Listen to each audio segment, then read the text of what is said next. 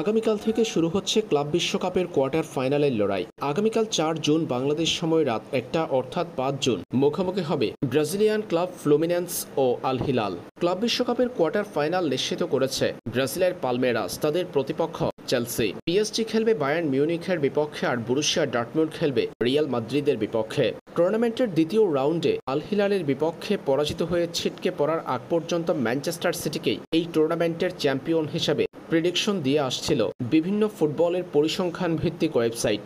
তবে দ্বিতীয় রাউন্ডে আল হিলালের বিপক্ষে পরাজিত হয়ে টুর্নামেন্ট থেকে ছিটকে পড়েছে পেপ গার্দিওলার দল। এবার নতুন করে এসেছে ক্লাব বিশ্বকাপের চ্যাম্পিয়নের প্রেডিকশন। কে হতে পারে ফিফার এই টুর্নামেন্টের চ্যাম্পিয়ন, সেই হিসাব মেলানোর চেষ্টা করেছে অপটা। বিষয়টা শেয়ার করেছে স্কাই স্পোর্টস। অপটার প্রেডিকশন অনুযায়ী ক্লাব বিশ্বকাপে চ্যাম্পিয়ন হওয়ার দৌড়ে সবার নিচে ব্রাজিলিয়ান দুই ক্লাব পালমেরাস ও ফ্লুমিনেন্স। ৮ দলের মধ্যে অষ্টম ব্রাজিলিয়ান ক্লাব ফ্লুমিনেন্স। ১.৫৬% সম্ভাবনা আছে তাদের চ্যাম্পিয়ন হওয়ার। এরপর ৭ নম্বরে আছে পালমেরাস, ২.৯৩% সম্ভাবনা তাদের।